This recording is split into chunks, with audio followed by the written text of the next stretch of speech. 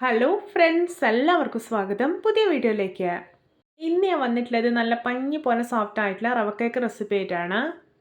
ഈ ഒരു കേക്ക് തയ്യാറാക്കി എടുക്കാനായിട്ട് ഓവനോ ബീറ്ററോ ഒന്നും ആവശ്യമില്ല, വെറും ഒരു പ്രഷർ കുക്കർ മാത്രം മതി. വീഡിയോ കണ്ടിട്ട് ഇഷ്ടപ്പെടുവാണെങ്കിൽ ലൈക്ക് ചെയ്യുക, ഷെയർ ചെയ്യുക, കമൻറ്റ് ചെയ്യുക, ചാനൽ സബ്സ്ക്രൈബ് ചെയ്യാനും മറക്കരുത്. അപ്പോൾ നമുക്ക് നേരെ വീഡിയോയിലോട്ട് പോകാം. ആദ്യം നമുക്ക് കേക്കിനുള്ള ബാറ്റർ റെഡിയാക്കാം. അതിനായിട്ട് മിക്സിയുടെ ജാറിലോട്ട് ഒരു മുട്ട പൊട്ടിച്ചൊഴിക്കാം. ഇനി ഇതിലോട്ട് അര ഗ്ലാസ് പഞ്ചസാര ഇട്ട് കൊടുക്കാം. ഇതിലോട്ട് ഒരു 1/4 ഗ്ലാസ് ഓയിൽ ഒഴിച്ച് കൊടുക്കുന്നുണ്ട്.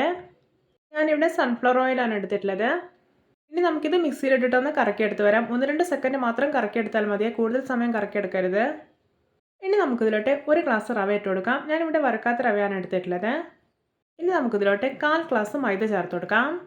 ഈ മൈദ ഞാനൊന്ന് തരിച്ചെടുത്തിട്ടുള്ളതാണ്. ഇനി ഇതിലോട്ട് 1/4 ഗ്ലാസ് ഇളം ചൂട് പാൽ ഒഴിച്ചു കൊടുക്കാം.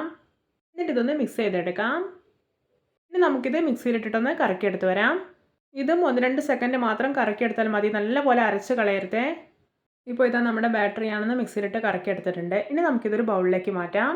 ഇപ്പോൾ ഒരു ബാറ്ററിൻ്റെ കൺസിസ്റ്റൻസി കണ്ടോ, ഓവർ ലൂസ് അല്ല, എന്നാൽ കുറച്ച് തിക്കായിട്ടാണ് ഇരിക്കുന്നത്. ഈ ഒരു പാകത്തിലാണ് കേട്ടോ ബാറ്റർ കിട്ടേണ്ടത്.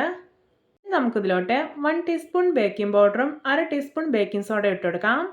ഇനി ഇതിലോട്ട് ഒരു 1/4 ടീസ്പൂൺ വെനില എസൻസ് കൂടി ചേർക്കുന്നുണ്ട്. ഇനി നമുക്കിത് നന്നായി ഒന്ന് മിക്സ് ചെയ്തെടുക്കാം. ഇപ്പോഴത്തെ നമ്മുടെ കേക്കിൻ്റെ ബാറ്റർ ഇവിടെ റെഡി ആയിട്ടുണ്ട്. ഇത്രയേ ഉള്ളൂ കേട്ടോ. എത്ര സിമ്പിളാണല്ലേ ഈ ഒരു ബാറ്റർ റെഡിയാക്കി എടുക്കാനായിട്ട്. കേക്ക് സെറ്റ് ചെയ്യാൻ വേണ്ടിയിട്ട് ഞാനിവിടെ ഒരു സ്റ്റീൽ പാത്രമാണ് എടുത്തിട്ടുള്ളത്. ഇതിൻ്റെ ഉള്ളിൽ ഞാൻ ഓയിൽ സ്പ്രെഡ് ചെയ്തതിനു ശേഷം അടിയിൽ ഒരു ബട്ടർ പേപ്പർ വെച്ച് കൊടുത്തിട്ടുണ്ട്. ഇനി നമ്മുടെ ബാറ്റർ ഇതിലോട്ട് ഒഴിച്ചു കൊടുക്കാം. എന്നിട്ട് നമുക്കിതൊന്ന് ടാപ്പ് ചെയ്ത് കൊടുക്കാം. എന്തെങ്കിലും ബബിൾസ് ഒക്കെ ഉണ്ടെങ്കിൽ അത് പോയിക്കോളും. ഈ കേക്ക് ഒന്ന് ഗാർണിഷ് ചെയ്യാൻ വേണ്ടിയിട്ട് ഒരു 8 കാരയ്ക്ക് ഒന്ന് കട്ട് ചെയ്തെടുത്തിട്ടുണ്ട്. കട്ട് ചെയ്തതിന് ശേഷം ഞാനിത് മൈദയിലിട്ടൊന്ന് കോട്ട് ചെയ്ത് കൂടി എടുത്തിട്ടുള്ളതാണ്. ഇങ്ങനെ ചെയ്യുകയാണെങ്കിൽ കാരയ്ക്കൊന്നും കേക്കിൻ്റെ അടിയിൽ പോവാതെ മേലെ തന്നെ നിന്നോളും. ഞാനിവിടെ കുക്കറിലാണ് കേക്ക് ബേക്ക് ചെയ്തെടുക്കുന്നത്. ഞാനിവിടെ വിറകടുപ്പിലാണ് കേട്ടോ കുക്കർ വെച്ചിട്ടുള്ളത്. അപ്പോൾ ഇതൊരു 10 മിനിറ്റ് ഫ്രീ ഹീറ്റ് ചെയ്യാൻ വേണ്ടിയിട്ട് അടച്ചു വെച്ചിട്ടുണ്ടായിരുന്നു. ഇപ്പോഴത്തെ കുക്കറൊക്കെ നല്ല പോലെ ചൂടായിട്ടുണ്ട്. ഇനി നമുക്ക് ബാറ്ററിൻ്റെ പാത്രം ഇതിലോട്ട് വെച്ചെടുക്കാം. എന്നിട്ട് കുക്കർ അടയ്ക്കാം. ഈ ഒരു കേക്കിൻ്റെ ബേക്കിംഗ് ടൈം 45 to 50 മിനിറ്റ്സ് ആണ്. ഒരു ലോ ലെവലിൽ മാത്രം തീ കത്തിക്കാം.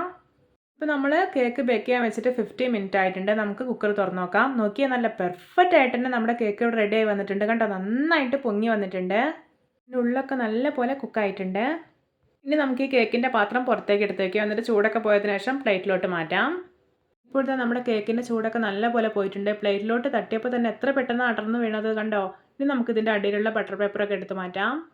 നിങ്ങൾക്ക് ഈ ഒരു കേക്ക് കാണുമ്പോൾ തന്നെ മനസ്സിലാവുന്നില്ല എത്രത്തോളം പെർഫെക്റ്റ് ആയിട്ടാണ് റെഡി ആയിട്ടുള്ളതെന്ന്.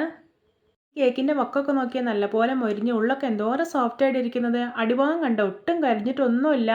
ഇനി നമുക്കിതൊന്ന് കട്ട് ചെയ്ത് നോക്കാം. കട്ട് ചെയ്തിട്ട് കണ്ടോ, നല്ല പഞ്ഞി പോലെ സോഫ്റ്റ് ആയിട്ടാണ് ഇരിക്കുന്നത്. നല്ല രുചിയാണ് കേട്ടോ കഴിക്കാൻ. ഓവനോ ബീറ്ററോ ഒന്നും ഇല്ലാതെ വെറും ഒരു പ്രഷർ കുക്കറിൽ എത്ര സിമ്പിളായിട്ട് നമ്മൾ ഈ ഒരു റവ കേക്ക് റെഡിയാക്കിയിട്ടുള്ളതല്ലേ. അപ്പോൾ എല്ലാവർക്കും എൻ്റെ രുചികരമായിട്ടുള്ള റവ കേക്ക് റെസിപ്പി ഇഷ്ടപ്പെട്ടെന്ന് വിചാരിക്കുന്നു. നമുക്ക് ഇനിയും ഇതുപോലെയുള്ള വെറൈറ്റി വീഡിയോകളായി വീണ്ടും കണ്ടുമുട്ടാം. Okay, bye bye.